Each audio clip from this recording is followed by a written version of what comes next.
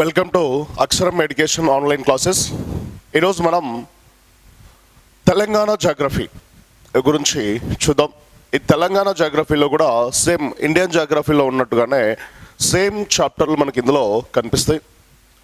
ఈ తెలంగాణ జాగ్రఫీలో మొదటి చాప్టర్ అయినటువంటి ఉనికి విస్తరణ,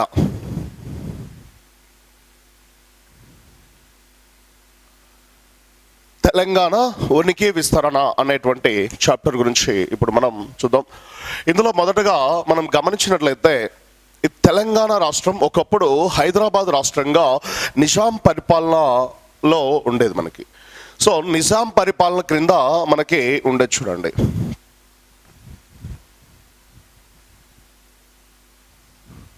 నిజాం పరిపాలన కింద ఒకప్పుడు ఈ తెలంగాణ రాష్ట్రం మనకి ఉండేది. మరి అప్పుడు దీన్ని ఏమని పిలిచేవారంటే హైదరాబాద్ రాజ్యం లేదా రాష్ట్రం అని చెప్పి దీన్ని పిలిచేవారు. మరి 1884లో అప్పటి నిజాం రాజు అయినటువంటి మొదటి సాలార్ జంగ్, ఈ మొదటి సాలార్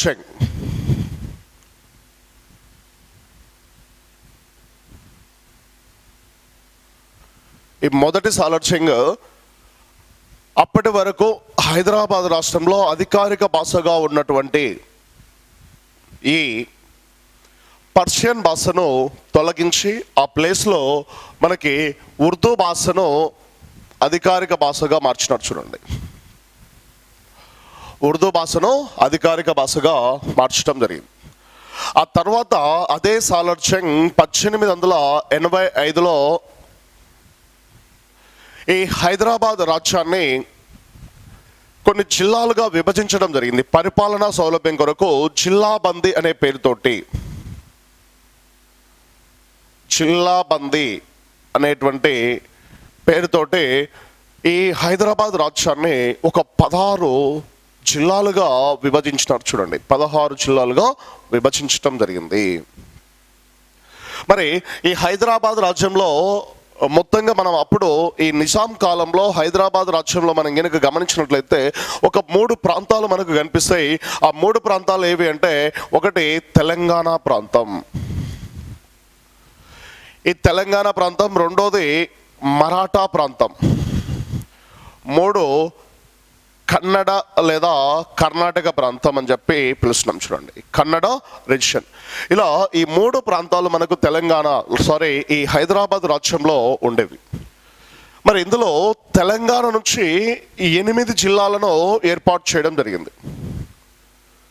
ఈ తెలంగాణ నుంచి 8 జిల్లాలను కూడా 2 డివిజన్లుగా ఏర్పాటు చేసినారు చూడండి. 2 డివిజన్లుగా ఏర్పాటు చేయడం జరిగింది.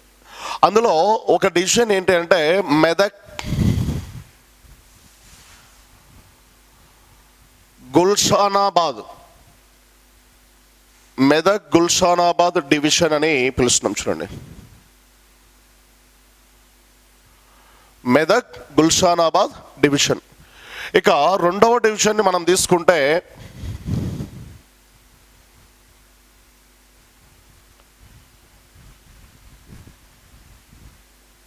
వరంగల్ డివిజన్గా మనం పేర్కొనవచ్చు. సెకండ్ డివిజన్ని వరంగల్ డివిజన్గా పేర్కొంటారు. ఇలా 2 డివిజన్లుగా కేటాయించడం జరిగింది. ఈ 2 డివిజన్లలో మనం మొదటి డివిజన్ను ఒకసారి గమనించినట్లయితే, ఇక్కడ ఈ మెదక్ డివిజన్ను ఒకసారి తీసుకున్నట్లయితే ఇందులో మనకి ఒక 5 జిల్లాలు కనిపిస్తాయి. ఒకటి మెదక్ తీసుకుంటే, రెండోది నిజామాబాద్, అలాగే 3 మహబూబ్ నగర్,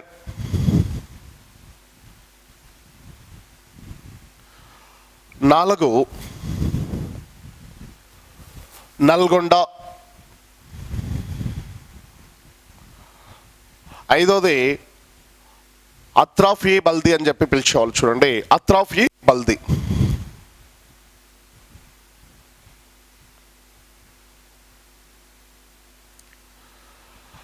ఐదో దాన్ని అత్రాఫీ బల్దీ అని చెప్పి పిలిచేవారు.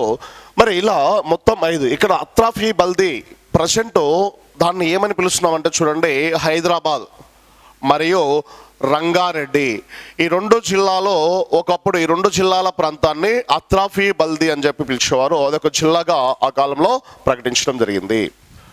అత్రాఫీ బల్దీ అనేటువంటి పేరుతోటి ఈ హైదరాబాద్ రంగారెడ్డి ప్రాంతాన్ని కాలంలో పేర్కొనేవాళ్ళు. మరి ఇక్కడికి వస్తే వరంగల్ డివిజన్లో 3 జిల్లాలు ఉన్నాయి. వరంగల్, ఆదిలాబాద్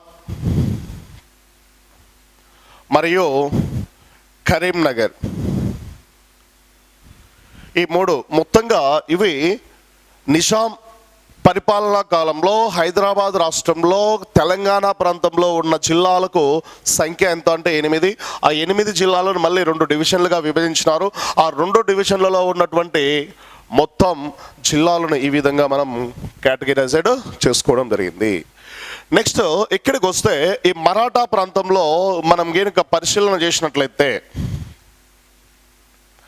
ఈ మరాఠా ఇక్కడ మొత్తం 5 జిల్లాలు మనకి కనిపిస్తున్నాయి. చూడండి, మరాఠా ప్రాంతంలోని జిల్లాల సంఖ్య ఎంత అంటే 5 జిల్లాలు మనకి కనిపిస్తున్నాయి. ఈ 5 జిల్లాల్లో ఒకటి ఉస్మానాబాద్, ఒకటి ఉస్మానాబాద్, 2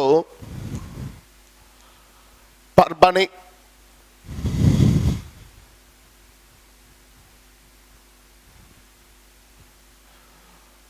3వది వచ్చేసి నాందేడ్, 4 బీడ్,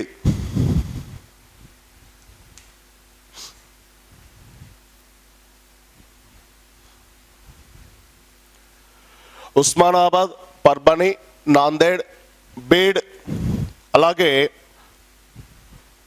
ఇందు నుంచి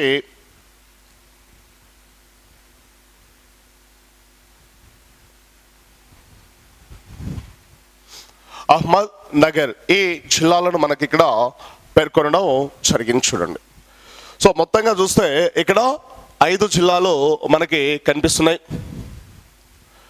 అలాగే ఇక్కడ కన్నడ ప్రాంతంలోకి వస్తే ఇక్కడ ఈ కన్నడ ప్రాంతంలోకి మనం గనుక వచ్చినట్లయితే ఇందులో మనకి 3 జిల్లాలు కనిపిస్తున్నాయి. చూడండి, మొత్తంగా 3 జిల్లాలు కనిపిస్తూ ఉన్నాయి. ఏంటివి ఇక్కడ ఉన్నటువంటి జిల్లాల సంఖ్య అని మనం చూస్తే ఫస్ట్ వన్ మనం చూస్తే గుల్బర్గా,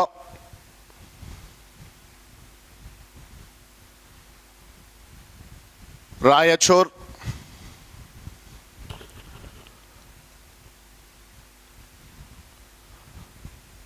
బీరార్ అని చెప్పి పిలుస్తున్నాం. చూడండి, బీరార్, గుల్బర్గా, రాయచూర్ ఈ ప్రాంతాలను మనం ఇందులో పేర్కొంటూ ఉన్నాం. సో ఇవి మొత్తంగా ఈ నిజాం కాలంలో ఉన్నటువంటి ఈ జిల్లాల సంఖ్య అని చెప్పి మనం పేర్కొంటూ ఉన్నాం.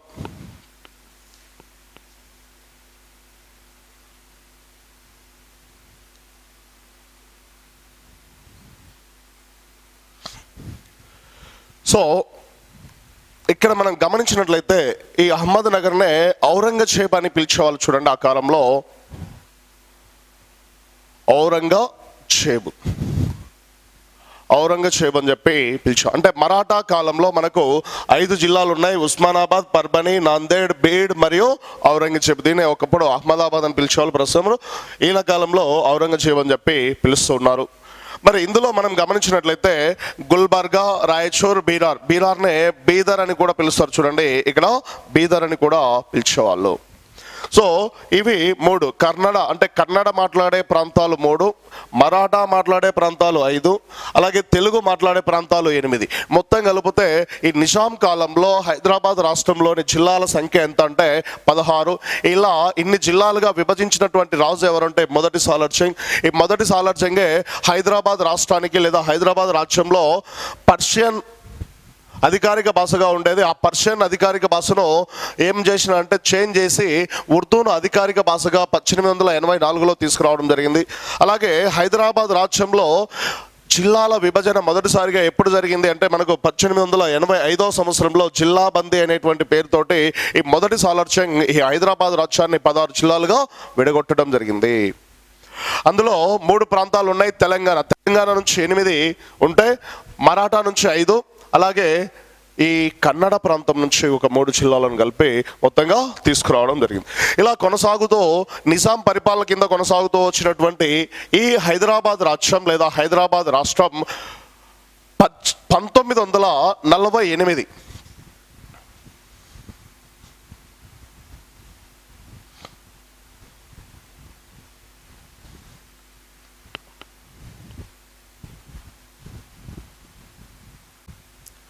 ఇలా 16 జిల్లాలతో ఏర్పడి ఉన్న ఈ నిజాం పరిపాలన కింద ఉన్నటువంటి హైదరాబాద్ రాష్ట్రం లేదా హైదరాబాద్ రాజ్యం 1948 సెప్టెంబర్ 17 వరకు ఈ నవాబుల కిందనే కొనసాగుతూ వచ్చింది. సెప్టెంబర్ 17 వరకు నవాబుల కిందనే కొనసాగుతూ వచ్చింది. మరి ఆ 1948 సెప్టెంబర్ 13 నుంచి 17 వరకు ఈ నిజాం ప్రభువులపై లేదా ఈ రజాకార్లపై ఆపరేషన్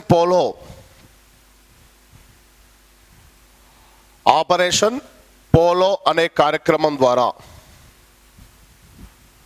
ఆపరేషన్ పోలో అనేటువంటి కార్యక్రమం ద్వారా జేఎన్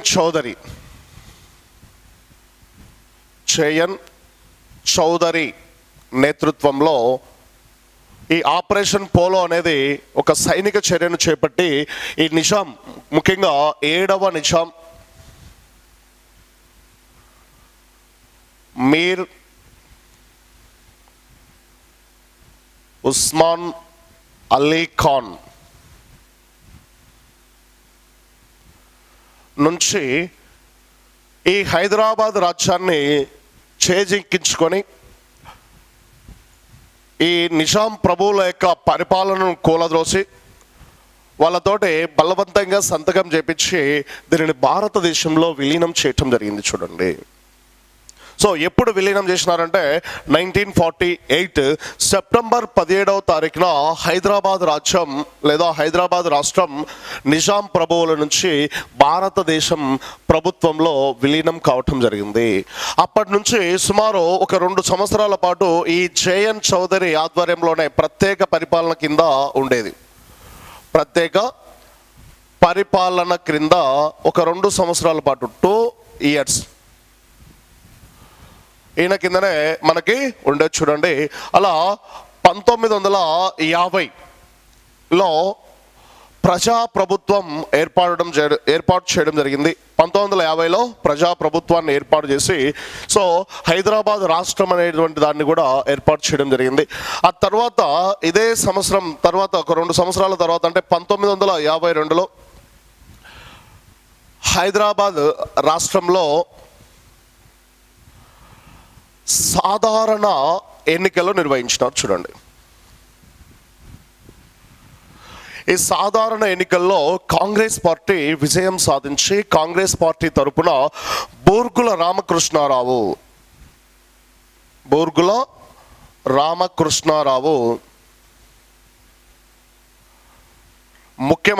మొదటి ముఖ్యమంత్రిగా ఈ హైదరాబాద్ రాజ్యానికి నియమించబడినాడు.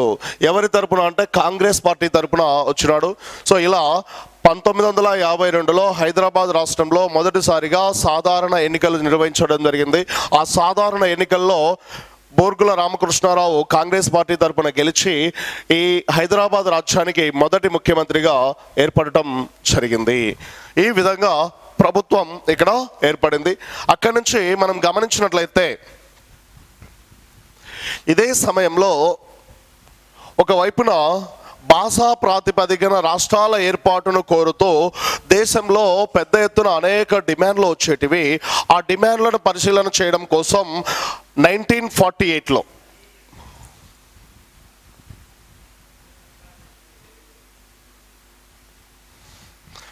ఇలా 1948వ సంవత్సరంలో ఎస్కే థార్ కమిషన్ను ఏర్పాటు చేసింది. అంటే ఈ రాష్ట్రం ఏర్పడిన సమయంలోనే దేశవ్యాప్తంగా భాషా ప్రయుక్త రాష్ట్రాల ఏర్పాటును కోరుతూ అనేక డిమాండ్లు నిరసనలు వెల్లువెత్తడంతో ఆ డిమాండ్లను పరిశీలన చేయడం కోసం 1948లో ఎస్కే థార్ ఆధ్వర్యంలో థార్ కమిషన్ను ఏర్పాటు చేసినారు. చూడండి, థార్ కమిషన్ను ఏర్పాటు చేయడం జరిగింది. ఈ థార్ కమిషన్ ఏం చేసింది అంటే భాషా ప్రయుక్త రాష్ట్రాల ఏర్పాటును వ్యతిరేకిస్తూ నివేదికను సమర్పించడం జరిగింది. సో దాంతో ఈ థార్ కమిషన్కు వ్యతిరేకంగా మళ్ళీ పెద్ద ఎత్తున దేశవ్యాప్తంగా నిరసనలను చెలరేగడం జరిగింది. సో దీంతో ఈ నిరసనలను చల్లార్చేందుకోసం మళ్ళీ ఈ భాషా ప్రయుక్త రాష్ట్రాల ఏర్పాటును పరిశీలన చేసేందుకోసం పునః పరిశీలించేందుకోసం జేవీపీ కమిటీని అదే సంవత్సరం ఏర్పాటు చేసినారు. చూడండి, జేవీపీ కమిటీని ఏర్పాటు చేయడం జరిగింది. ఈ జేవీపీ కమిటీని ఏర్పాటు చేసినారు. ఇక్కడ జేవీపీ అనగా జవహర్ లాల్ నెహ్రూ,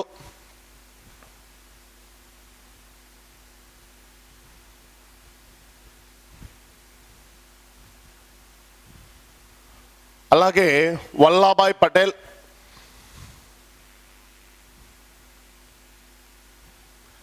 అలాగే పట్టాభి సీతారామయ్య.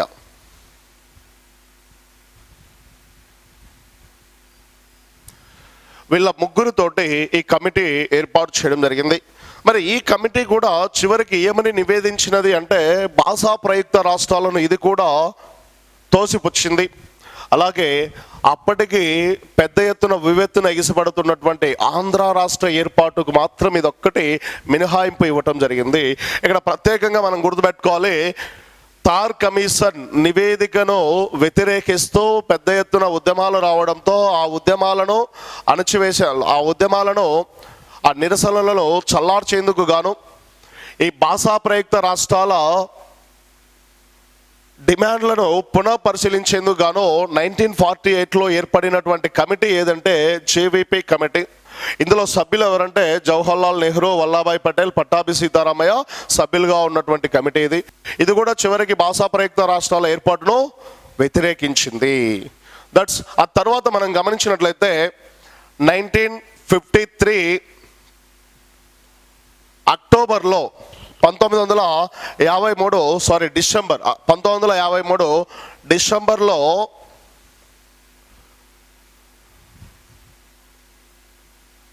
ఫజల్ అలీ కమిషన్ను ఏర్పాటు చేయడం జరిగింది. చూడండి, ఫజల్ అలీ కమిషన్ను ఏర్పాటు చేశారు. ఏంటి ఫజల్ అలీ కమిషన్ అంటే? ముగ్గురు సభ్యులతో కూడినటువంటి కమిషన్ ఇది. సో దేశంలో ఉన్న ఈ భాషా ప్రయుక్త రాష్ట్రాల డిమాండ్లను పరిశీలించేందుకు మరియు ఇంకా కొన్ని రాష్ట్రాల ఏర్పాటు డిమాండ్లను పరిశీలించేందుకోసం మొత్తంగా భారతదేశంలో ఉన్నటువంటి రాష్ట్రాలను పునర్వ్యవస్థీకరణ చేయడం కోసం ఈ కమిషన్ను ఏర్పాటు చేయడం జరిగింది. ఇందులో ముగ్గురు సభ్యులు ఉన్నారు. అందులో ఒక ఆయన ఫజల్ అలీ, ఈయన చైర్మన్గా ఉంటాడు. ఈయన చైర్మన్. అయితే ఇక సభ్యులు ఎవరు అంటే ఒక ఆయన హృదయనాథ్ కుంజ్రు,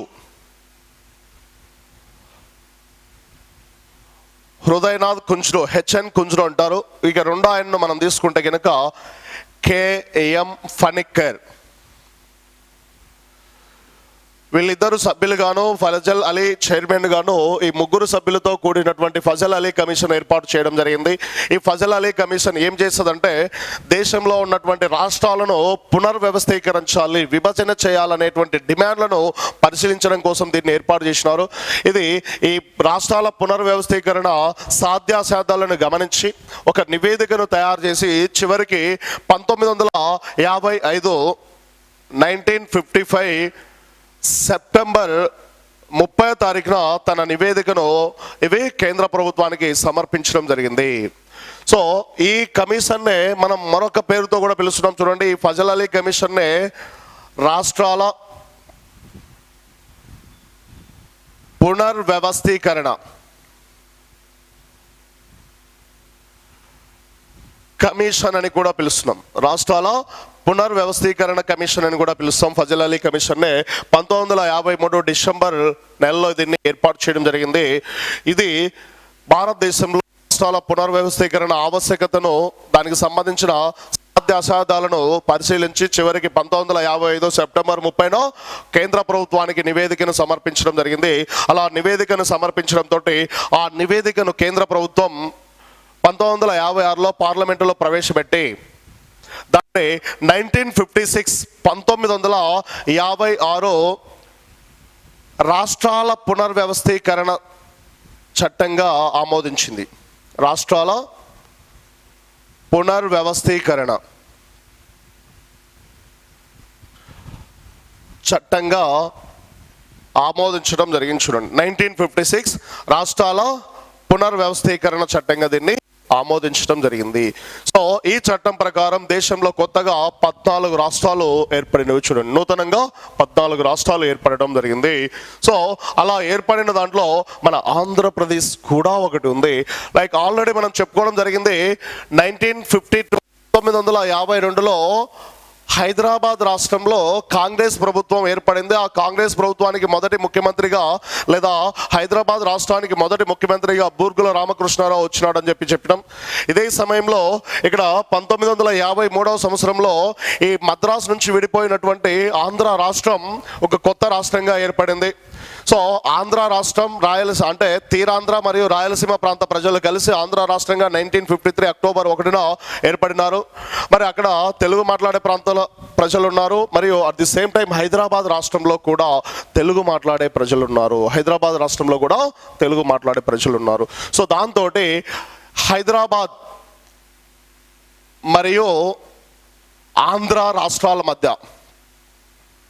హైదరాబాద్ మరియు ఆంధ్ర రాష్ట్రాల మధ్య, ఈ రెండు నాయకుల మధ్య, అంటే ఆంధ్ర రాష్ట్రానికి సంబంధించిన నాయకుల మధ్య, హైదరాబాద్ రాష్ట్రానికి సంబంధించిన నాయకుల మధ్య 1956 ఫిబ్రవరి 20వ తారీఖున ఢిల్లీ కేంద్రంగా ఒక ఒప్పందం జరిగింది. చూడండి, రెండు ప్రాంతాలు కలిసిపోయి కొత్త రాష్ట్రంగా ఏర్పడాలి. అంటే హైదరాబాద్లో తెలుగు మాట్లాడే వాళ్ళంతా కలిసి, అలాగే ఆంధ్ర రాష్ట్రంలోనే ఆంధ్ర ప్రాంతం, తీరాంధ్ర ప్రాంతం మరియు రాయలసీమ ప్రాంతాలు ఇవన్నీ కూడా కలిసిపోయి ఒక ఆంధ్రప్రదేశ్, విశాల ఆంధ్రప్రదేశ్గా ఏర్పడాలనే ఉద్దేశంతో హైదరాబాద్ నాయకులకు ఆంధ్ర నాయకులకు మధ్య 1956 ఫిబ్రవరి 20వ తారీఖున ఢిల్లీలో ఒక ఒప్పందం జరిగింది. దానినే పెద్ద మనుషుల ఒప్పందం అని పిలుస్తున్నాం. చూడండి, పెద్ద మనుషుల ఒప్పందం అని పిలుస్తున్నాం, జెంటిల్మెన్ అగ్రిమెంట్ అని చెప్పి పిలుస్తున్నాం. ఈ ఒప్పందం ప్రకారం తెలంగాణ ప్రాంతం నుంచి ముఖ్యమంత్రి ఎన్నికైతే ఆంధ్ర ప్రాంతం వాళ్ళకి ఉప ముఖ్యమంత్రి ఇవ్వాలి, అలాగే ఆంధ్ర ప్రాంతం నుంచి లేదా రాయలసీమ ప్రాంతం నుంచి ముఖ్యమంత్రి ఎన్నికైతే తెలంగాణ వారికి ఉప ముఖ్యమంత్రి ఇవ్వాలి అనేటువంటి విధానంతో ఈ ఢిల్లీలో పెద్ద మనుషుల ఒప్పందం జరిగింది. అంటే హైదరాబాద్ రాష్ట్రంలో తెలుగు మాట్లాడే వాళ్ళు మరియు ఆంధ్ర రాష్ట్రం రెండు కలిసి విశాల ఆంధ్రగా ఏర్పడాలనే ఉద్దేశంతో ఈ పెద్ద మనుషుల ఒప్పందం జరిగింది. ఈ ఒప్పందం ప్రకారము మరియు ఇక్కడ 1956లో వచ్చినటువంటి రాష్ట్రాల పునర్వ్యవస్థీకరణ చట్టం, ఈ రెండింటిని అనుకూలంగా చేసుకొని, ఈ రెండింటి కారణంగా 1956 నవంబర్ 1న 1956 నవంబర్ 1న విశాల ఆంధ్రగా ఆంధ్రప్రదేశ్ ప్రాంతం ఏర్పడింది. చూడండి, ఆంధ్రప్రదేశ్ రాష్ట్రం హైదరాబాద్ రాజధానిగా ఏర్పడటం జరిగింది. హైదరాబాద్ రాజధానిగా ఆంధ్రప్రదేశ్ రాష్ట్రం ఏర్పడినది. సో ఈ విధంగా హైదరాబాద్ రాష్ట్రంలో తెలుగు మాట్లాడేవారు మరియు ఆంధ్ర రాష్ట్రంలో తెలుగు మాట్లాడే వాళ్ళు వీళ్ళందరూ కలిసి ఒక ఆంధ్రప్రదేశ్, విశాల ఆంధ్రప్రదేశ్గా 1956 నవంబర్ 1వ తారీఖున అవతరించడం జరిగింది. కానీ దీనికంటే ముందు మనం గమనించినట్లయితే చూడండి, ఈ హైదరాబాద్ రాజ్యంలో ఆల్రెడీ కాంగ్రెస్ ప్రభుత్వం ఏర్పడి ఉంది. ఇక్కడ మొత్తం ఈ ఎమ్మెల్యేల సంఖ్య ఎంత ఉందంటే 176 మంది ఎమ్మెల్యేలు ఉంటాయి. ఇందులో అసెంబ్లీలో ఓటింగ్ పెట్టినారు. చూడండి, అంటే తెలుగు మాట్లాడే ప్రాంతాలన్నీ కలిసిపోయే వాళ్ళని దానికి అనుకూలంగా ఓటేయాలని కోరుతూ ఒక తీర్మానంను బూర్గుల రామకృష్ణారావు అసెంబ్లీలో ప్రవేశపెట్టినాడు. సో ఈ ఆంధ్ర ప్రాంతంతో కలిసి విశాలాంధ్రగా ఏర్పడాలనేటువంటి తీర్మానాన్ని ప్రతిపాదించడంతో ఆ తీర్మానంలో ఓటింగ్లో పాల్గొన్నది 147 మంది ఎమ్మెల్యేలు ఓటింగ్లో పాల్గొంటే అందులో ఒక 25 మంది మాత్రమే వ్యతిరేకంగా ఓట్లు వేసినారు. మొత్తంగా చూస్తే 103 మంది ఎమ్మెల్యేలు ఆంధ్రాలో తెలంగాణ లేదా హైదరాబాద్ రాష్ట్రం విలీనం కావాలి, రెండు కలిసిపోవాలని కోరుతూ 147 మంది ఓటింగ్ వేస్తే అందులో 103 మంది ఏం చేసినారు, అనుకూలంగా ఓట్లు వేసినారు. అంటే హైదరాబాద్ మరియు ఆంధ్ర రెండు కలిసే విధంగా వీళ్ళు ఓట్లు వేయడం జరిగింది. ఇందులో సుమారు 59 మంది ప్రాంత ఎమ్మెల్యేలు ఉన్నారు. ఈ 103 మందిలో 59 మంది తెలంగాణ ప్రాంత ఎమ్మెల్యేలు ఉన్నారు. అలాగే తెలంగాణ ప్రాంత ఎమ్మెల్యేలో 25 మంది చూడండి, 25 మంది ఎమ్మెల్యేలు ఇలా విలీనం కావడాన్ని వ్యతిరేకించడం జరిగింది. ఇక్కడ ఈ 2 పాయింట్స్ మనం క్లియర్గా గుర్తుపెట్టుకోండి. హైదరాబాద్ రాష్ట్రాన్ని ఆంధ్ర రాష్ట్రంలో కలపడం కోసం ఓటింగ్ జరిగితే అందులో తెలంగాణ ప్రాంత ఎమ్మెల్యేలు ఎంతమంది దీనికి సపోర్ట్ చేసినారంటే 59 మంది సపోర్ట్ చేస్తే, ఎంతమంది వ్యతిరేకించినారంటే 25 మంది వ్యతిరేకించడం జరిగింది. అంటే తెలంగాణ హైదరాబాద్ రాష్ట్రంలో తెలంగాణ ప్రాంతానికి సంబంధించిన ఎమ్మెల్యేల్లో 59 మంది సంబంధించినారు, మిగతా 25 మంది వ్యతిరేకించినారు.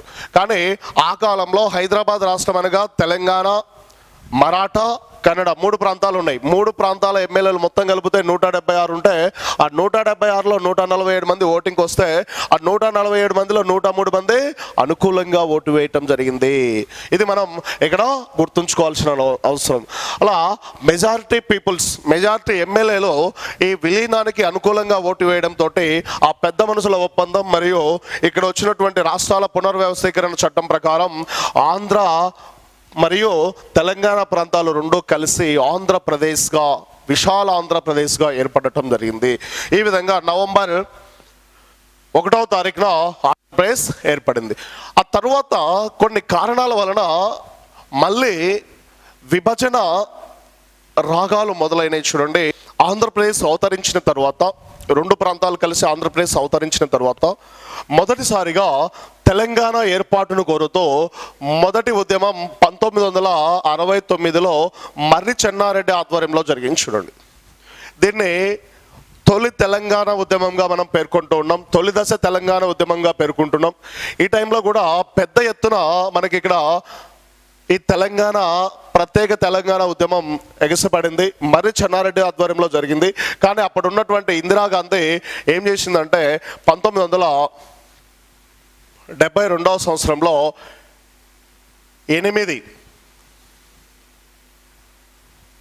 1969లో 8 సూత్రాల పథకాన్ని ప్రవేశపెట్టింది. చూడండి, 8 సూత్రాల పథకాన్ని ప్రవేశపెట్టింది. కానీ తెలంగాణ ప్రజలు దాన్ని కూడా వ్యతిరేకిస్తూ ఆ ఉద్యమాన్ని అలాగే కొనసాగించినారు. అదే టైంలో 1972వ సంవత్సరంలో ఇటువైపు నుంచి జై ఆంధ్ర ఉద్యమం కూడా ఎగసిపడింది. జై ఆంధ్ర ఉద్యమం కూడా రావటం జరిగింది. ఒకవైపున ప్రత్యేక తెలంగాణ ఉద్యమం జరుగుతుంటే మరొక వైపున జై ఆంధ్ర ఉద్యమం కూడా ఈ టైంలో రావడంతో ఇందిరాగాంధీ ప్రత్యేక శ్రద్ధ తీసుకొని ఇక్కడ మళ్ళీ 1973వ సంవత్సరంలో 6 సూత్రాల పథకాన్ని ప్రవేశపెట్టింది. 6 సూత్రాల పథకం. ఈ 6 సూత్రాల పథకంను ప్రవేశపెట్టడంతో ఈ ఉద్యమాలు అంతటితో ఆగిపోవడం జరిగింది. ఇలా మొదటి దశలో తెలంగాణ ఉద్యమం 1969లో మొదలై 1973లో అది ముగిసిపోయింది. మరి ఈ ఉద్యమానికి నాయకత్వం వహించినటువంటి వ్యక్తి ఎవరంటే మర్రి చెన్నారెడ్డిగా మనం పేర్కొంటాం. మరి ఇక్కడ వచ్చినటువంటి పథకం ఏదంటే 6 సూత్రాల పథకం. ఈ 6 సూత్రాల పథకం ఆధారంగానే మనకు ఈ మొదటి దశ తెలంగాణ ఉద్యమం ముగిసిపోయింది. ఆ తర్వాత రెండవ దశ మనకి ఎప్పుడు ప్రారంభమైందంటే 1991 నుంచి 2014 వరకు మలిదశ ఉద్యమం, తెలంగాణ ఉద్యమం ఇక్కడ మనకు రావటం జరిగింది. ఈ మలిదశ ఉద్యమంలో కీలక ఘట్టం ఎప్పుడు ప్రారంభమైందంటే 2001 ఏప్రిల్ 4వ తారీఖున కేసీఆర్, కల్వకుంట్ల చంద్రశేఖరరావు టీఆర్ఎస్ పార్టీని ఏర్పాటు చేయడంతో ఇది ప్రారంభమైంది. చూడండి, 2001 ఏప్రిల్ 4వ తారీఖున టిఆర్ఎస్ పార్టీని కేసీఆర్ ఏర్పాటు చేయడంతో ఈ మలిదశ ఉద్యమం ప్రారంభమైంది. అలా మలిదశ ఉద్యమం అలా అలా చిన్నగా నడుస్తూ చివరికి 2009 నవంబర్లో కేసీఆర్ ప్రత్యేక తెలంగాణ రాష్ట్ర ఏర్పాటును కోరుతూ నిరాహార దీక్షకు కూర్చున్నట్టు చూడండి. నిరాహార దీక్ష చేపట్టడం జరిగింది. ఈ నిరాహార దీక్షనే ఇక్కడ పెద్ద ఎత్తున ఇక్కడ ఈ ఉద్యమాన్ని మరొక మలుపు తిప్పింది అని చెప్పి పేర్కొనొచ్చు. ఇలా కొద్ది రోజుల పాటు నిరాహార దీక్ష చేసి ఆయన మరణం అంచుల వరకు వెళ్ళేసరికి తెలంగాణ రాష్ట్రం మొత్తం అట్టుడికి పోయింది. ఈ ఉద్యమం పీక్ స్టేజ్కి చేరుకోవడంతో ఇక కేంద్ర ప్రభుత్వం కూడా చేసేదేమీ లేక దిగి వచ్చి 2009 డిసెంబర్ 9వ తారీఖున అప్పటి ఆర్థిక మంత్రి అయినటువంటి చిదంబరం పార్లమెంటులో తెలంగాణ రాష్ట్ర ఏర్పాటు ప్రక్రియ ప్రారంభమైందని ప్రకటించడం జరిగింది. చూడండి, తెలంగాణ రాష్ట్రం ఏర్పాటు చేస్తున్నామని చెప్పేసి ప్రకటన చేయడం జరిగింది. అలా చేయడంతో ఒక్కసారిగా తెలంగాణ ప్రాంతంలో ఉద్యమం చల్లబడితే వెంటనే దానికి ఆపోజిట్గా ఇక్కడ సమైక్యాంధ్ర ఉద్యమం అంటే ఆంధ్ర ప్రాంతంలో సమైక్యాంధ్ర ఉద్యమం కూడా పెద్ద ఎత్తున ఎగసిపడింది. సో దీంతో ఈ సమైక్యాంధ్ర ఉద్యమాన్ని చల్లబరిచేందుకు గాను 2010 ఫిబ్రవరి నెలలో ముఖ్యంగా ఫిబ్రవరి 10వ తారీఖున శ్రీకృష్ణ కమిటీని ఏర్పాటు చేసినారు. చూడండి, శ్రీకృష్ణ కమిటీని ఏర్పాటు చేయటం జరిగింది. సో ఈ విధంగా శ్రీకృష్ణ కమిటీని ఏర్పాటు చేసి అదే డిసెంబర్ లోపు ఖచ్చితంగా నివేదిక సమర్పించాలని దానికి డెడ్ లైన్ పెట్టడంతో ఆ శ్రీకృష్ణ కమిటీ కూడా దీని మీద సాధ్యాసాధ్యాలు అంటే తెలంగాణ రాష్ట్ర ఏర్పాటుపై సాధ్యాసాధ్యాలను పరిశీలన చేసి చివరికి 2010 డిసెంబర్ 31న తన నివేదికను కేంద్ర ప్రభుత్వానికి సమర్పించింది. చూడండి, నివేదిక ఇచ్చింది. సో ఇలా ఈ నివేదికలో వీళ్ళు చెప్పింది ప్రత్యేకంగా మనకు కొన్ని అంశాలను ప్రతిపాదించినప్పటికీ కూలంకుశంగా చూస్తే తెలంగాణ రాష్ట్ర ఏర్పాటును ఇది వ్యతిరేకించిందని చెప్పి కూడా మనకు కొన్ని అంచనాలు వెలువడుతున్నాయి. ఆ తర్వాత 2013లో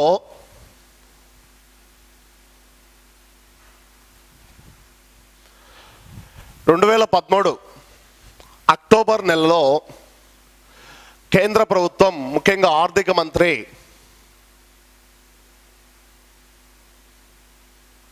చిదంబరం తెలంగాణ రాష్ట్ర ఏర్పాటు ప్రక్రియ ప్రారంభమైందని ప్రకటించడం జరిగింది. చూడండి, ఆల్రెడీ ఇక్కడ తెలంగాణ ఏర్పాటు చేస్తామని ఇక్కడ ప్రకటించినాడు, కానీ ఇక్కడ ప్రక్రియ ప్రారంభమైందని మళ్ళీ ప్రకటించడంతో ఈ సమైక్యాంధ్ర ఉద్యమం తెలంగాణ ఉద్యమానికి వ్యతిరేకంగా ఉవ్వెత్తున ఎగసిపడింది. అక్కడి నుంచి మనం గమనించినట్లయితే ఇక లాంఛనమే 2014 ఫిబ్రవరి 6వ తారీఖున తెలంగాణ రాష్ట్ర ఏర్పాటును కేంద్ర కేబినెట్ ఆమోదించింది. తెలంగాణ రాష్ట్ర ఏర్పాటును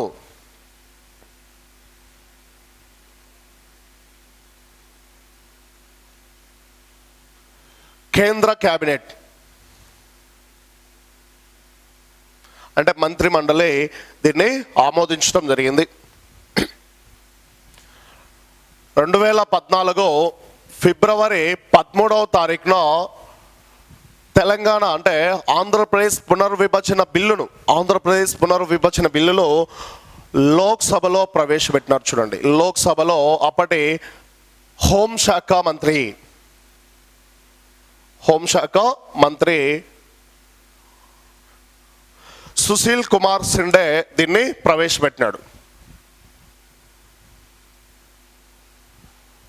సుశీల్ కుమార్ సిండే దీన్ని ప్రవేశపెట్టడం జరిగింది. సో ఇలా 2014 ఫిబ్రవరి 13న ఆంధ్రప్రదేశ్ పునర్విభజన బిల్లును లోక్సభలో సుశీల్ కుమార్ సిండే అప్పటి హోంశాఖ మంత్రి ఈయన దీనిని ప్రవేశపెట్టడం జరిగింది. అటు పిమ్మట మనం గమనించినట్లయితే 2014 ఫిబ్రవరి 18వ తారీఖున లోక్సభ దీన్ని ఆమోదించింది. లోక్సభ ఆమోదం తెలపడం జరిగింది. ఈ విధంగా లోక్సభ ఆమోదం తెలిపింది. ఆ తర్వాత 2 రోజులకు అనగా 2014 ఫిబ్రవరి 20వ తారీఖున రాజ్యసభ కూడా ఆమోదం తెలిపింది. రాజ్యసభ ఆమోదం తెలిపింది. ఇలా లోక్సభ రాజ్యసభ రెండు ఆమోదం తెలపడంతో పార్లమెంట్లో తెలంగాణ రాష్ట్ర ఏర్పాటు అనేది ఆమోద ముద్ర పొందింది, లేదా ఆంధ్రప్రదేశ్ పునర్విభజన బిల్లు అనేది ఆమోద ముద్ర పొంది ఒక చట్టం రూపంలోకి వచ్చేసింది. ఆంధ్రప్రదేశ్ పునర్వ్యవస్థీకరణ చట్టం రూపంలో దాన్ని తీసుకురావటం జరిగింది. అటు పిమ్మట మనం గమనించినట్లయితే ఇంకా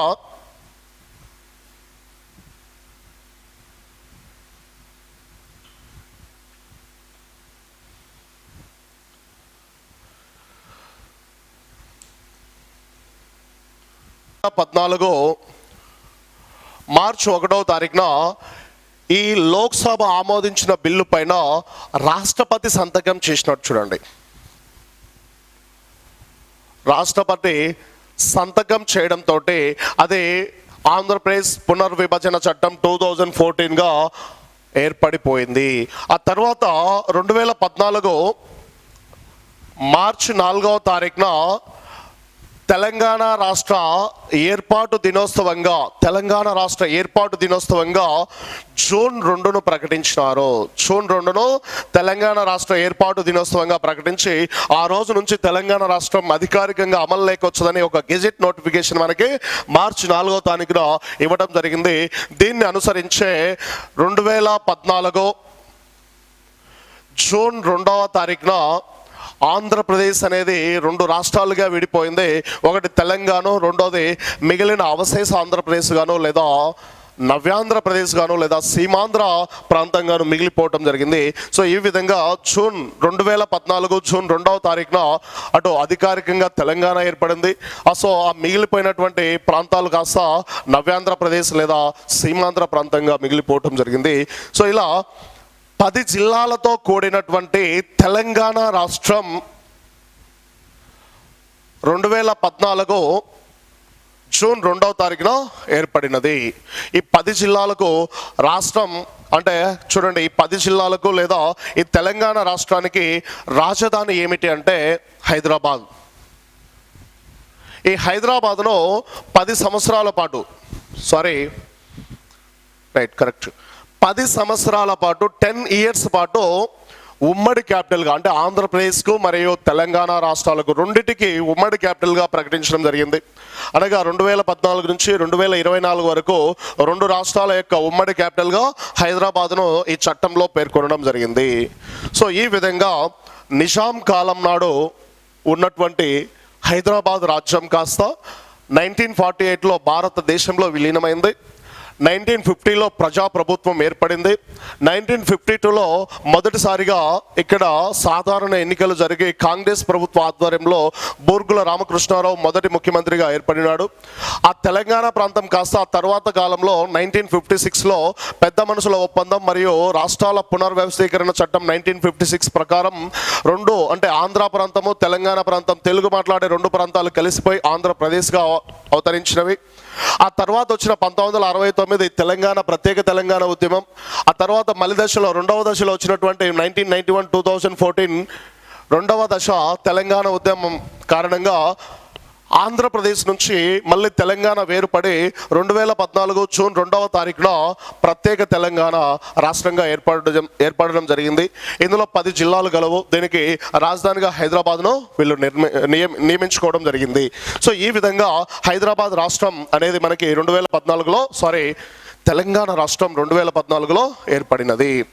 నెక్స్ట్ మనం ప్రజెంట్ ఇప్పుడున్న ఈ తెలంగాణను మనం గమనించినట్లయితే దీని యొక్క జిల్లాల సంఖ్యను ఒకసారి మళ్ళీ పునర్విభజన చేసినారు. చూడండి, యాక్చువల్గా ఏర్పడినప్పుడు 2014లో ఈ తెలంగాణ రాష్ట్రంలోని జిల్లాల మొత్తం సంఖ్య ఎంత అంటే 10.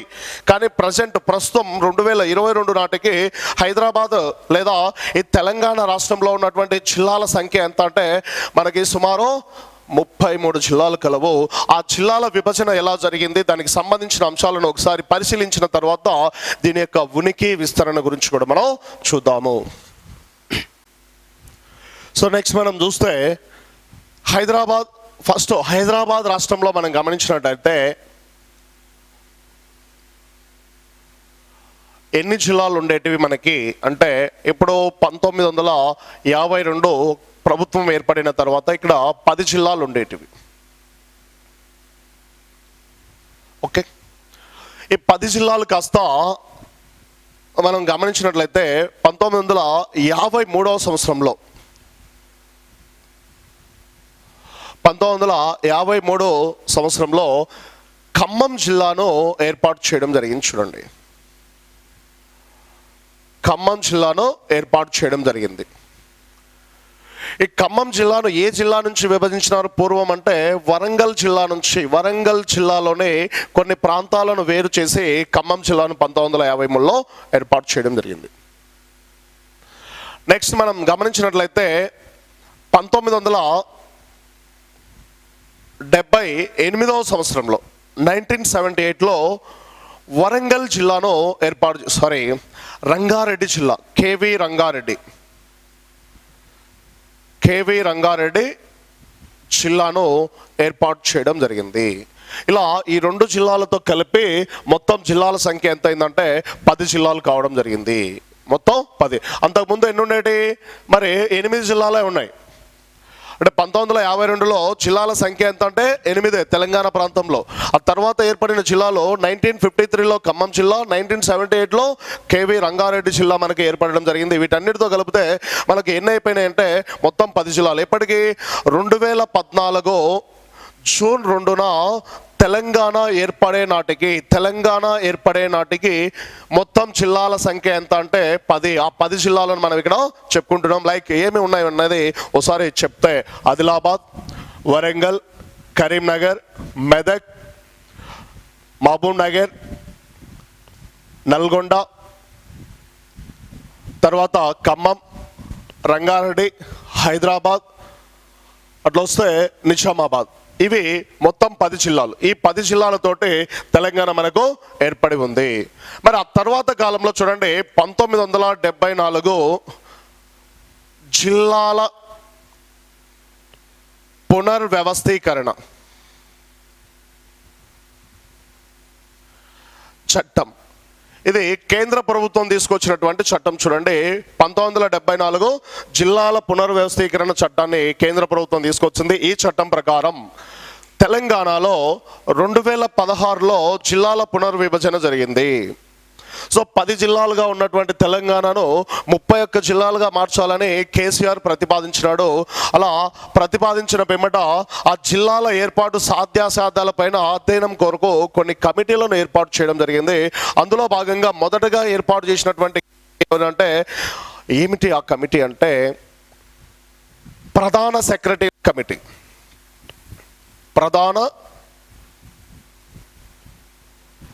సెక్రటరీ ఇలా కమిటీ దీన్ని ఏర్పాటు చేయడం జరిగింది. ఆ తర్వాత ఇది ఇచ్చినటువంటి నివేదిక తప్పుల తడకగా ఉండడంతో దీని మీద ప్రజల నుంచి వ్యతిరేకత రావడంతో తర్వాత మళ్ళీ హైపవర్ కమిటీని ఏర్పాటు చేయడం జరిగించండి. సో ముఖ్యంగా దాని తర్వాత ఉపసంఘాన్ని ఏర్పాటు చేసినట్టు మంత్రి క్యాబినెట్ ఉపసంఘంను ఏర్పాటు చేసినట్టు చూడండి. ఈ ఉపసంఘానికి అధ్యక్షుడు ఎవరు అంటే మొహమ్మద్ అలీ. ఈ మొహమ్మద్ అలీ ఆధ్వర్యంలో మంత్రిమండలి ఉపసంఘం కొన్ని నివేదికలు తీసుకుని కొన్ని నివేదికలను సమర్పించింది. వాటిని పరిశీలించేందుకు మళ్ళీ మూడవదిగా హైపవర్ కమిటీని ఏర్పాటు చేసినారు.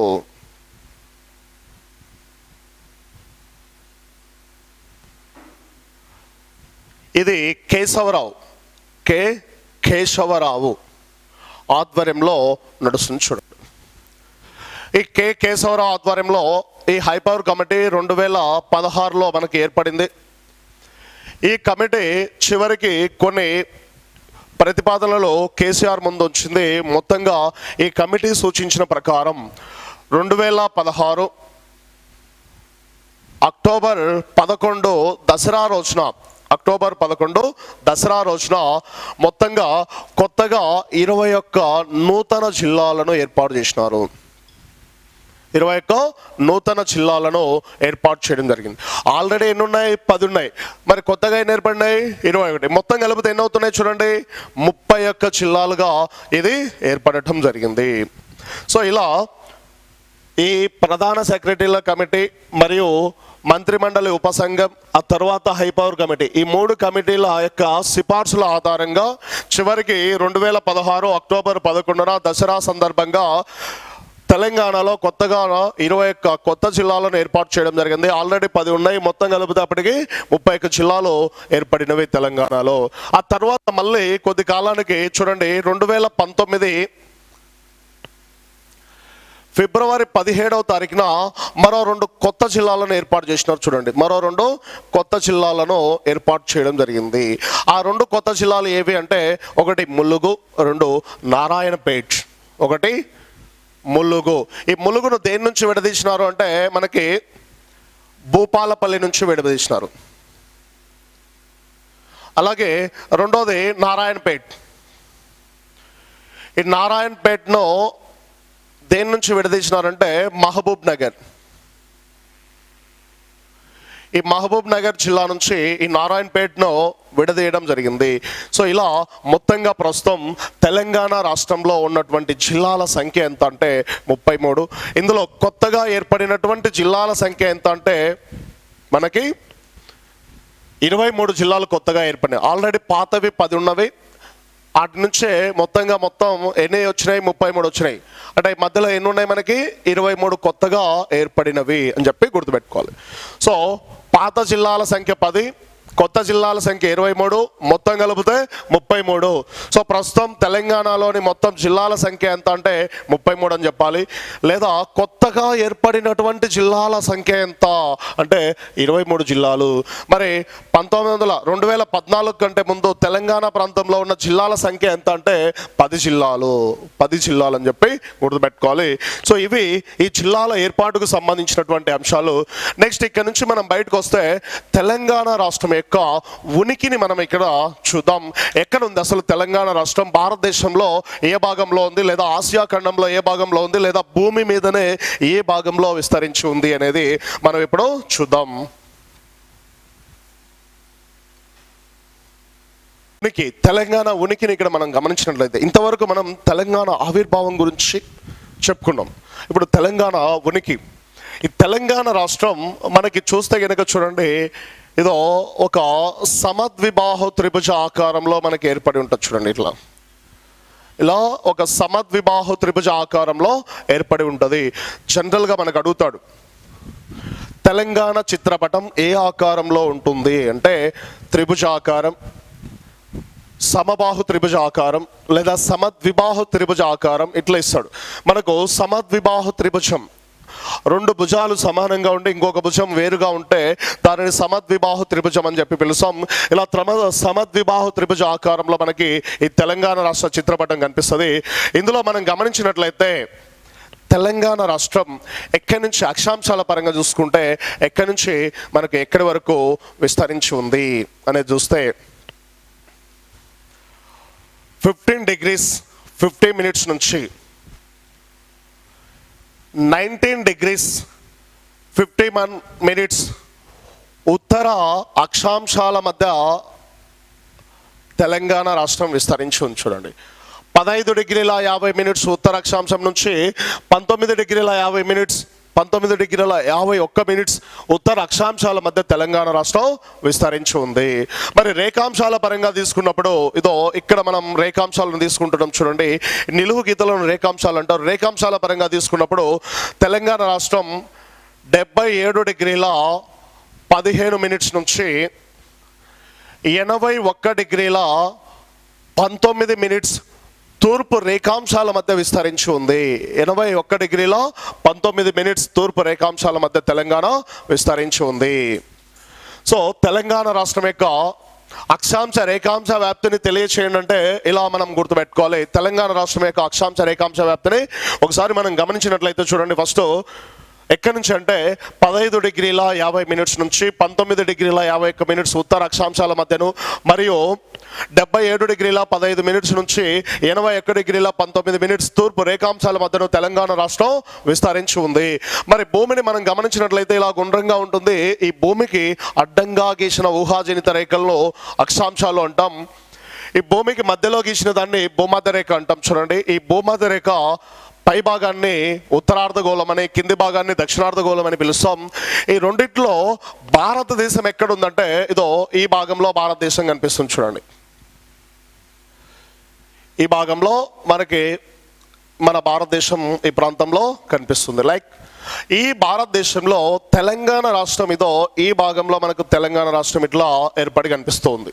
అంటే ఉత్తరార్ధగోళంలో, ఆసియా ఖండంలో, భారతదేశంలో దక్షిణ భాగంలో, దక్షిణ భారతదేశంలో తెలంగాణ రాష్ట్రం మనకి విస్తరించి ఉంది.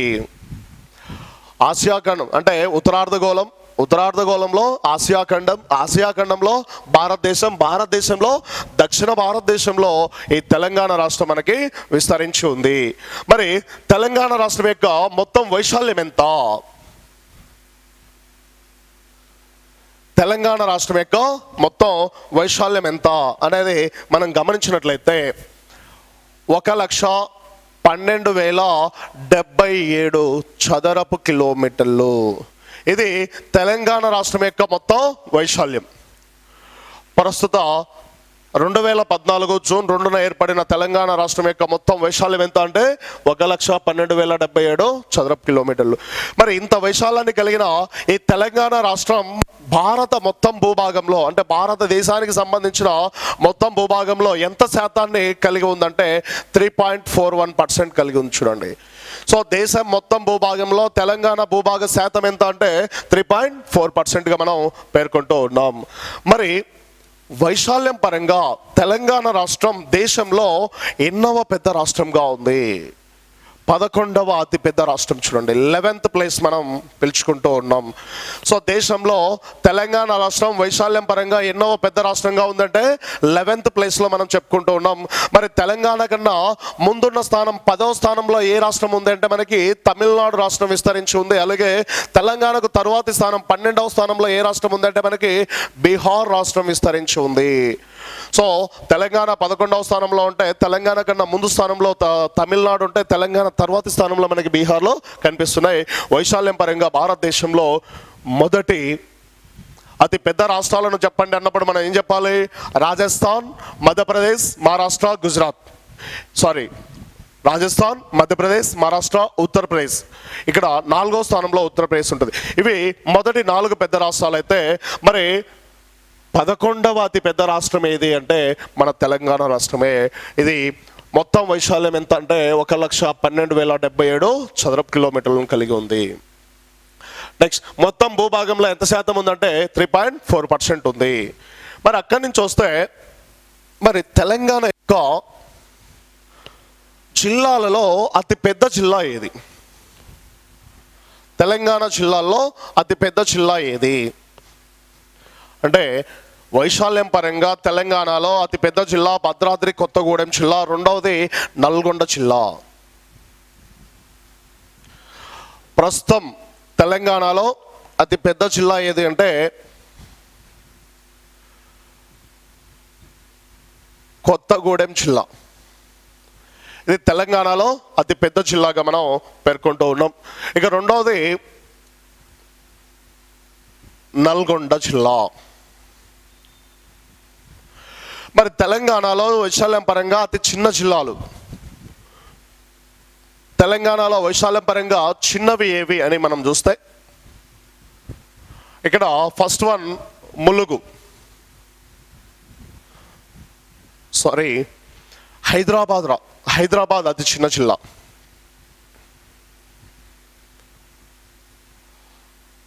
అతి చిన్న జిల్లా ఏదంటే హైదరాబాద్. రెండోది మల్కాజ్గిరి,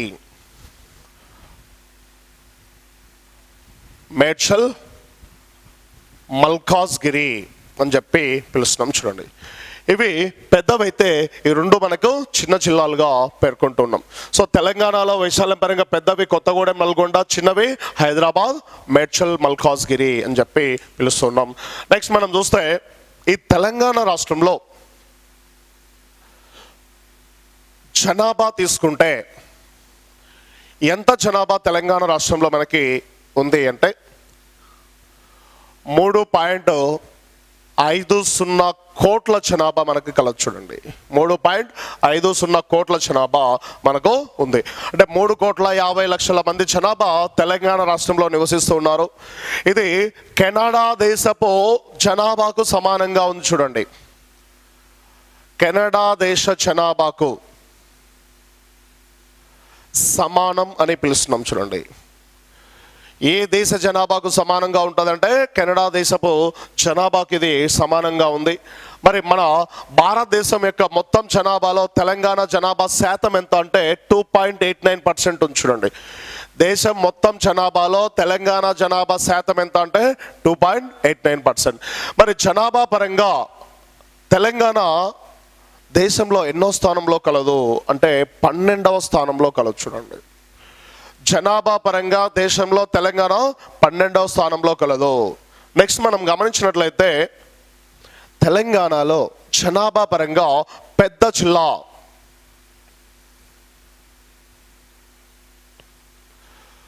హైదరాబాద్ జిల్లా, ఆ తర్వాత మనకి మేడ్చల్,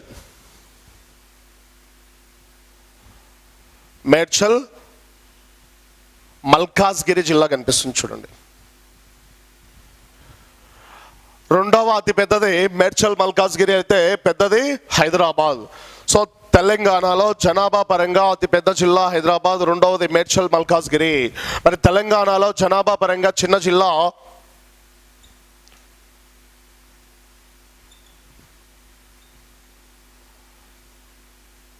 ములుగు, రెండవది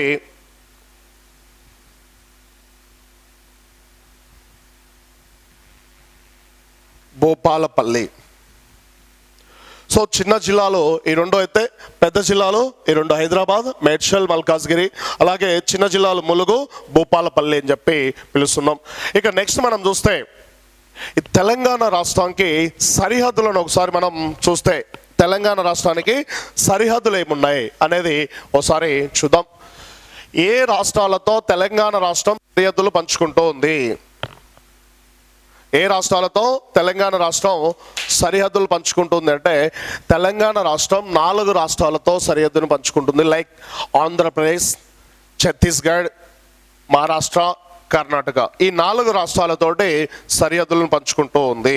ఆ 4 రాష్ట్రాలు ఏంటివి, అందులో ఏ ఏ జిల్లాలు సరిహద్దులు పంచుకుంటున్నవి లాంటి అంశాలను మనం ఇప్పుడు చర్చిద్దాం.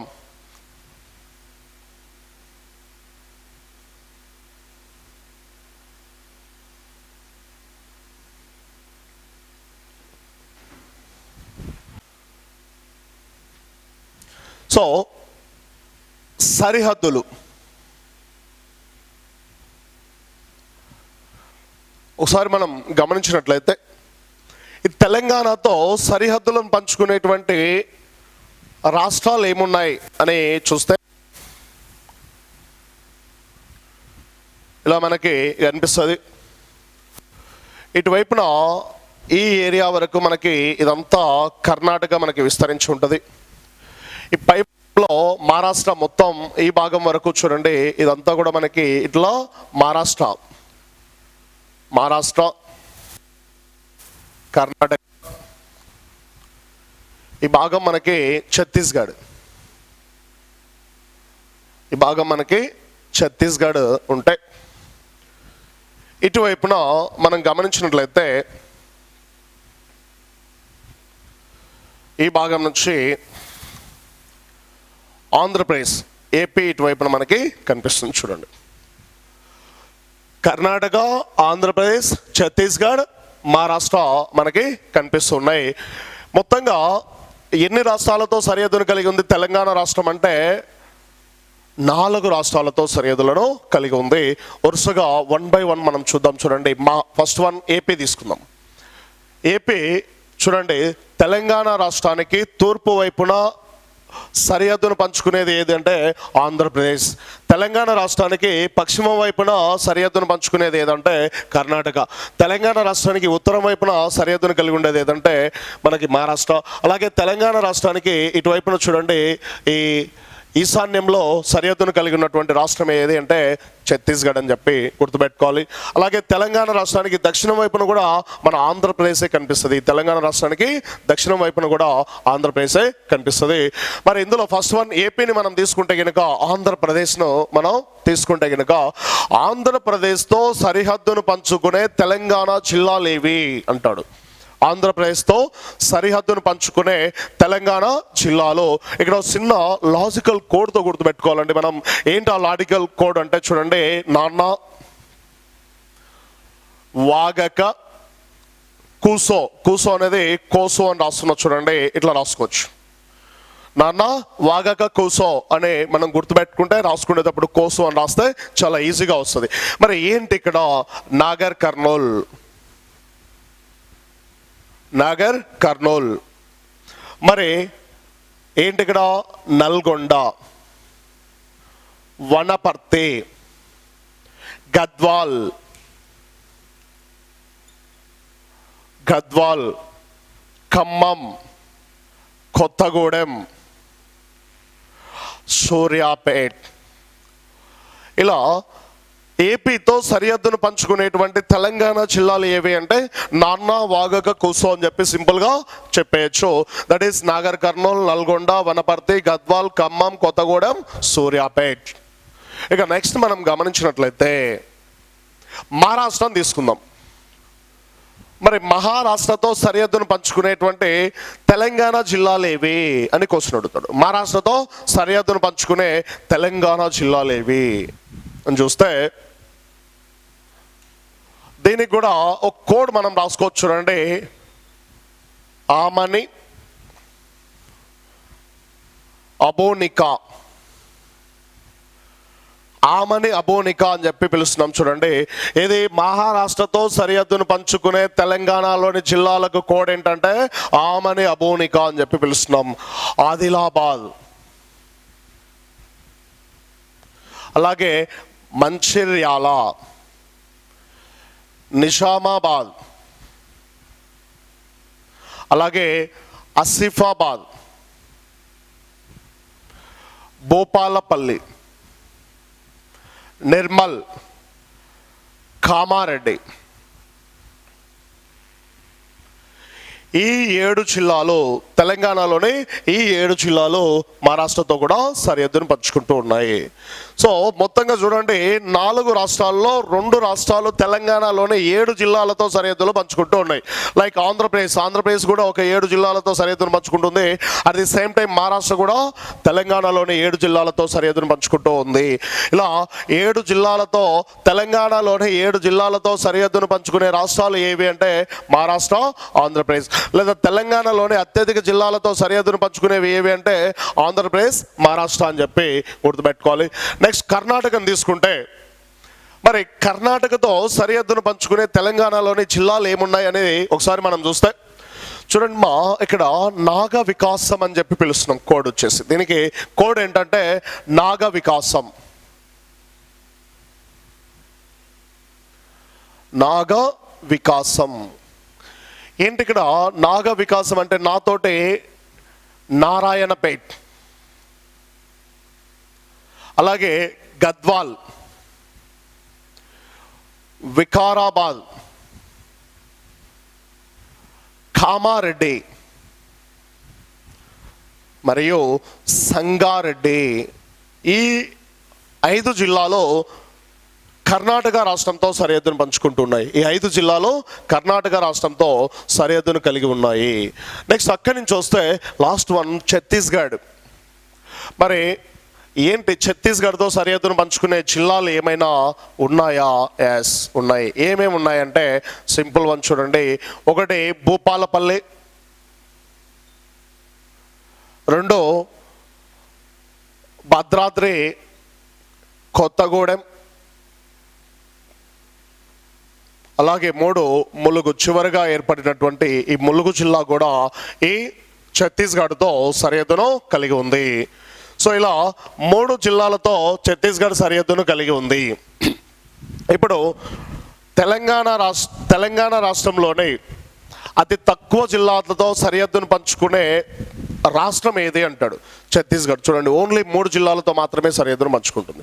తెలంగాణలోనే అత్యధిక జిల్లాలతో సరిహద్దును పంచుకునే రాష్ట్రాలు ఏమంటే 2 వస్తున్నాయి, ఏపీ, మహారాష్ట్ర. కానీ తెలంగాణలోనే తక్కువ జిల్లాలతో సరిహద్దును పంచుకునే రాష్ట్రం ఏదంటే ఇదే, మనం గుర్తుపెట్టుకోవాలి. ఓకే, నెక్స్ట్ ఇందులో 2 రాష్ట్రాలతో సరిహద్దులను పంచుకునే జిల్లాలు ఏమున్నాయి ఇక్కడ చూడండి. భూపాలపల్లి ఛత్తీస్గఢ్తో పంచుకుంటుంది. అట్ ది సేమ్ టైం మనకి ఇక్కడ మహారాష్ట్రతో కూడా సరిహద్దును పంచుకుంటుంది. అంటే 2 రాష్ట్రాలతో సరిహద్దులను పంచుకునేవి. 2 రాష్ట్రాలతో సరిహద్దు పంచుకునే జిల్లాలు.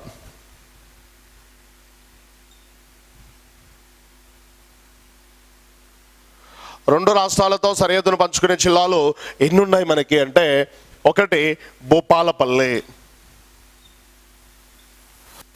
ఈ భూపాలపల్లి మహారాష్ట్రతో పంచుకుంటుంది. అట్ ది సేమ్ టైం ఛత్తీస్గఢ్తో కూడా పంచుకుంటూ ఉంది. ఇంకా ఏమైనా కనిపిస్తున్నాయి చూద్దాం. కామారెడ్డి చూడండి, ఇక్కడ 2 చోట్ల వస్తుంది. కామారెడ్డి కూడా 2 రాష్ట్రాలతో పంచుకుంటుంది. 1 మహారాష్ట్ర అయితే 2 కర్ణాటకతో కూడా సరిహద్దును పంచుకుంటూ ఉంది. That's clear. ఇంకా ఏమైనా కనిపిస్తున్నాయా? నారాయణపేట్ ఇక్కడ కానీ మనకు భద్రాద్రిని తీసుకోండి. భద్రాద్రి, కొత్తగూడెం. ఈ కొత్తగూడెంను తీసుకుంటే ఇది ఏపీతో సరిహద్దును కలిగి ఉంది మరియు ఛత్తీస్గఢ్తో కూడా సరిహద్దును కలిగి ఉంది. చూడండి, ఏపీ, ఛత్తీస్గఢ్ 2 రాష్ట్రాలతో సరిహద్దును కలిగి ఉంది. నెక్స్ట్ ఇంకా ఏమైనా కనిపిస్తున్నాయా? ఎస్, గద్వాల్. 4వది గద్వాల్. ఈ గద్వాల్ ఏపీతోనూ మరియు కర్ణాటకతోనూ సరిహద్దును కలిగి ఉన్నాయి. చూడండి, 2 సరిహద్దును కలిగి ఉన్నాయి. సో ఇవి 2 జిల్లాలతో సరిహద్దులను 2 రాష్ట్రాలతో సరిహద్దులను పంచుకునేటువంటి జిల్లాలుగా మనం చెప్పుకుంటున్నాం. ఒక 4 జిల్లాలు 2 రాష్ట్రాలతో సరిహద్దులను కలిగి ఉన్నాయి. That is Bhupalpally, Kamareddy, Kothagudem, Gadwal. Right. ఇక్కడి నుంచి వస్తే ఏ రాష్ట్రంతో కూడా సరిహద్దు లేని జిల్లాల సంఖ్య ఎంత అంటాడు. ఏ రాష్ట్రంతో కూడా సరిహద్దును పంచుకొనివి ఎన్ని ఉన్నాయి అంటున్నాడు. లైక్ మనం ఇవి గుర్తుపెట్టుకుంటే వాటిని కూడా పిలుచుకోవచ్చు. మొత్తం జిల్లాల సంఖ్య ఎంతమ్మా మనకి? ఇప్పుడు 13 జిల్లాలు ఉన్నాయి. ఈ 13 జిల్లాల్లో 33 జిల్లాలు ఉన్నాయి. ఎన్ని ఉన్నాయి? 33లో ఎన్ని పంచుకుంటున్నాయి చూడండి. నాగర్ కర్నూలు 1, నల్గొండ 2, వనపర్తి 3, గద్వాల్ 4, ఖమ్మం 5, కొత్తగూడెం 6, సూర్యాపేట 7, కామారెడ్డి 8, నిర్మల్ 9, భూపాలపల్లి 10, ఆసిఫాబాద్ 11, నిజామాబాద్ 12, మంచిర్యాల 13, ఆదిలాబాద్ 14. ఇంకా ఇక్కడ వస్తే నారాయణపేట్ 15, వికారాబాద్ 16, సంగారెడ్డి 17, అలాగే ములుగు 18 జిల్లాలు. అంటే 18 జిల్లాలకు ఏదో ఒక రాష్ట్రంతో సరిహద్దు ఉంది. మరి 18 జిల్లాలకు సరిహద్దులు ఉంటే ఇక లేనివి ఎన్ని ఉంటాయి? 33లో తీసేయండి, అంతే సింపుల్. మొత్తం 33. ఇందులో 18 జిల్లాలు ఏదో ఒక రాష్ట్రంతో సరిహద్దును కలిగి ఉన్నాయి. ఇక మిగిలినవి లేనివి కదా. ఇక మిగిలినవి ఎన్ని వస్తున్నాయి మనకి? 15 వస్తున్నాయి. అంటే ఏ రాష్ట్రంతో కూడా సరిహద్దు లేనటువంటి జిల్లాలు ఎన్ని అంటే తెలంగాణలో 15 ఉన్నాయి. నెక్స్ట్, ఈ తెలంగాణలో మొత్తం 33 జిల్లాల్లో 18 జిల్లాలు ఇతర రాష్ట్రాలతో సరిహద్దులను కలిగి ఉంటాయి. 15 జిల్లాలు ఏ రాష్ట్రంతో కూడా సరిహద్దు లేకుండా ఉన్నాయి. ఇందులో మనం గమనించినట్లయితే ఈ 33 జిల్లాల్లో అత్యధిక జిల్లాలతో సరిహద్దును పంచుకునే జిల్లాల సంఖ్య ఎంత అంటే 2 జిల్లాలు ఉన్నాయి. చూడండి, అత్యధిక జిల్లాలతో సరిహద్దును పంచుకునే జిల్లా ఎన్ని అంటే మనకి 2 జిల్లాలు అత్యధిక జిల్లాలు.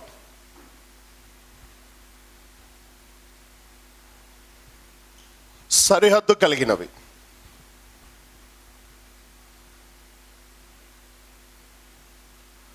రెండు జిల్లాలు ఉన్నాయి. ఒకటి సిద్దిపేట, ఒకటి వచ్చేసి సిద్దిపేట.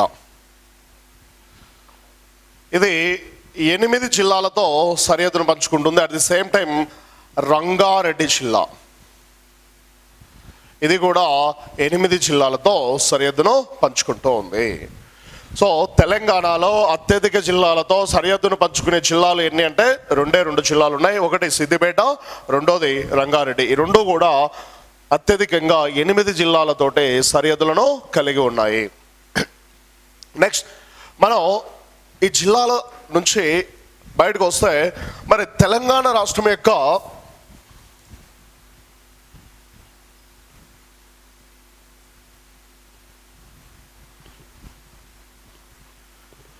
అక్షరాస్యత,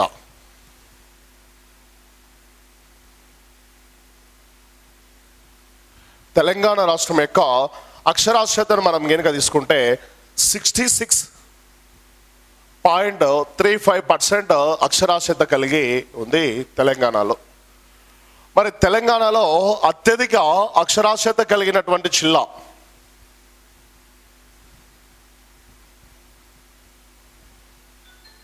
అత్యధిక అక్షరాస్యత కలిగిన జిల్లా హైదరాబాద్, రెండోది మల్కాజ్గిరి, మేడ్చల్ మల్కాజ్గిరి అని చెప్పి పిలుస్తున్నాం. మరి తెలంగాణ రాష్ట్రంలో అత్యల్ప అక్షరాస్యత కలిగిన జిల్లా, అత్యల్ప అక్షరాస్యత కలిగిన జిల్లా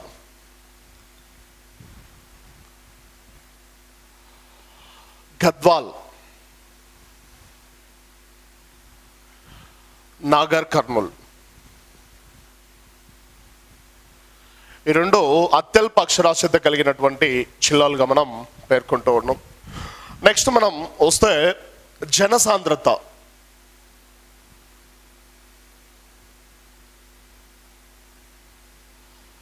తెలంగాణ రాష్ట్ర జనసాంద్రత చూస్తే అత్యధిక జనసాంద్రత కలిగినటువంటి జిల్లా మనకి హైదరాబాద్ జిల్లా. చూడండి, అత్యధిక జనసాంద్రత కలిగిన జిల్లా హైదరాబాద్, రెండోది మేడ్చల్ మల్కాజ్గిరి,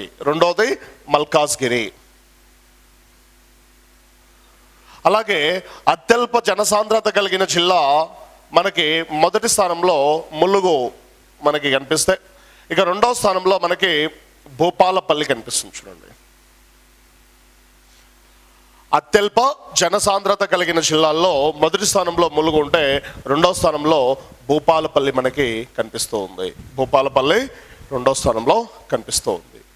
సో నెక్స్ట్ అక్కడి నుంచి వస్తే జనసాంద్రత తర్వాత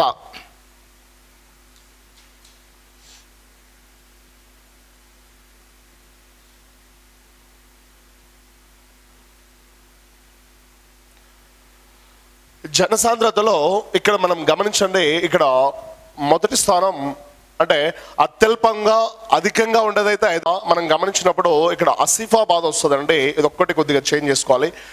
ఆసిఫాబాద్ ఇది 106 ఉంటుంది ఫర్ చదరపు కిలోమీటర్కు, అంటే ప్రతి చదరపు కిలోమీటర్కు 106 మంది ఇక్కడ నివసిస్తున్నారు. ఇక భూపాలపల్లికి వస్తే మనకి అతి తక్కువగా 115 మంది ప్రతి చదరపు కిలోమీటర్కి ఇక్కడ నివసిస్తున్నారు. సో తెలంగాణ రాష్ట్రంలో జనసాంద్రత అధికంగా కలిగినటువంటి జిల్లాలు ఏవంటే హైదరాబాద్, మల్కాజ్గిరి. అలాగే తెలంగాణ రాష్ట్రంలో జనసాంద్రత తక్కువగా కలిగిన జిల్లాలు ఏవంటే ఆసిఫాబాద్, మళ్ళీ భూపాలపల్లి అని చెప్పి పిలుస్తూ ఉన్నాం. అక్కడి నుంచి వస్తే తెలంగాణ రాష్ట్రంలోని మొత్తం స్త్రీ పురుష నిష్పత్తి దీని గురించి మనం ఇప్పుడు చూద్దాం. మరి తెలంగాణ రాష్ట్రం యొక్క మొత్తం స్త్రీ పురుష నిష్పత్తి ఎంత అంటే 988/1000 అని చెప్పి పిలుస్తున్నాం. చూడండి, అంటే ప్రతి 1000 మంది పురుషులకు 988 మంది మాత్రమే స్త్రీలు మనకు కలిగి ఉన్నారు. 988 మంది మాత్రమే. మరి ఇందులో అత్యధిక స్త్రీ పురుష నిష్పత్తి కలిగినటువంటి జిల్లా ఏది అంటే నిర్మల్. ఇక్కడ 1046 మెంబర్స్ ఉన్నారు. చూడండి, ప్రతి 1000 మంది మగవారికి, ప్రతి 1000 మందికి 1046 మంది మహిళలు ఉన్నారు. అలాగే రెండవది మనం చూస్తే నిజామాబాద్, ప్రతి 1000 మందికి మనకు ఎంతమంది కనిపిస్తున్నారంటే 1044 మంది ఇక్కడ మనకు కనిపిస్తున్నారు. అంటే ప్రతి 1000 మంది పురుషులకు 44 మంది పురుషులు, స్త్రీలు ఎక్కువ ఉన్నారు ఇక్కడ. సో కాబట్టి అత్యధిక స్త్రీ పురుష నిష్పత్తి కలిగినటువంటి జిల్లా ఏది అంటే నిర్మల్, రెండవది నిజామాబాద్ అని చెప్పి పిలుస్తున్నాం. ఇక అతి తక్కువ స్త్రీ పురుష నిష్పత్తి కలిగినటువంటి జిల్లా, అతి తక్కువ స్త్రీ పురుష నిష్పత్తి కలిగినటువంటి జిల్లా మనకి ఏంటి అంటే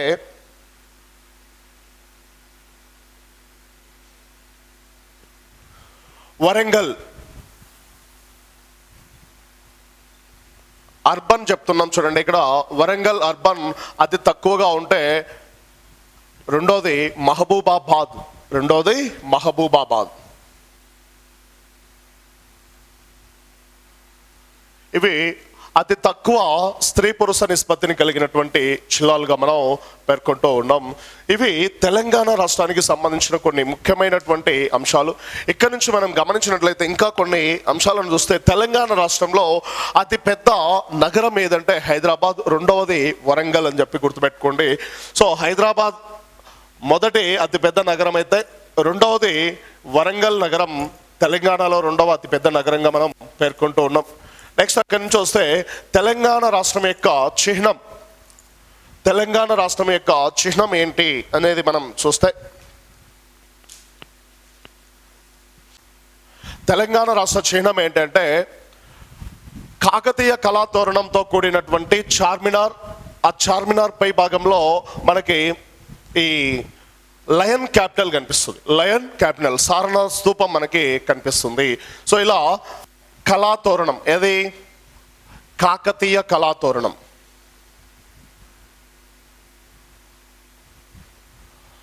సో ఈ కాకతీయ కళాతోరణంతో కూడినటువంటి చార్మినార్, అందులో మళ్ళీ ఏముంటుందంటే 3 సింహాల గుర్తు, దాన్నే సారనాథ్ స్తూపం అని పిలుస్తున్నాం చూడండి.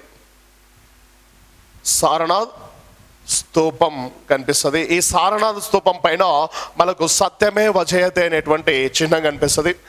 ఇలా రౌండ్గా ఉన్నటువంటి ఈ దాని మీద తెలుగులో, ఉర్దూలో, ఇంగ్లీష్లో తెలంగాణ రాష్ట్ర ప్రభుత్వం అని మనకు దాని మీద కనిపిస్తూ ఉంటుంది. సో ఇది మనకు తెలంగాణ రాష్ట్రం యొక్క కాకతీయ కళాతోరణం అని చెప్పి చెప్తున్నాం. సో నెక్స్ట్ తెలంగాణ రాష్ట్రం యొక్క వృక్షం ఏంటి? తెలంగాణ రాష్ట్రం యొక్క వృక్షం జమ్మి వృక్షం. చూడండి,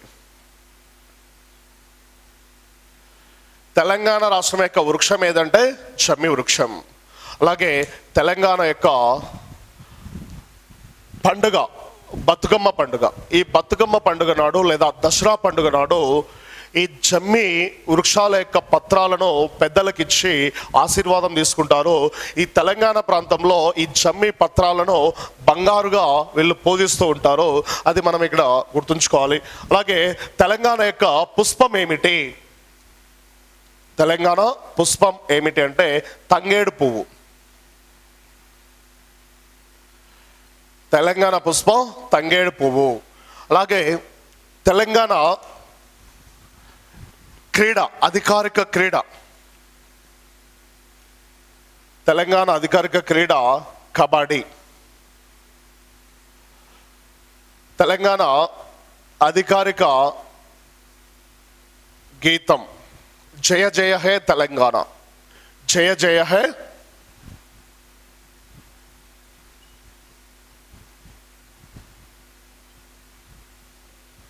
నెక్స్ట్ తెలంగాణ ఛానల్, అధికారిక టీవీ ఛానల్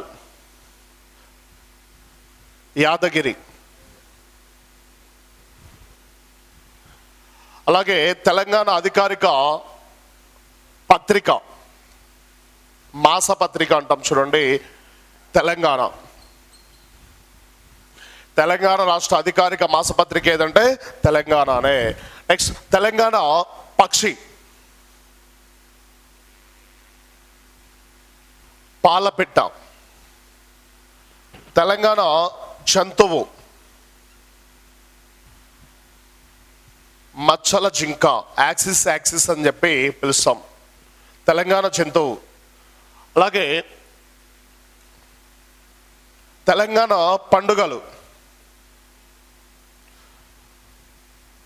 బతుకమ్మ, బోనాలు. తెలంగాణ అధికారిక భాషలు తెలుగు, ఉర్దూ. తెలంగాణ అధికారిక భాషలు ఏవంటే తెలుగు, ఉర్దూ.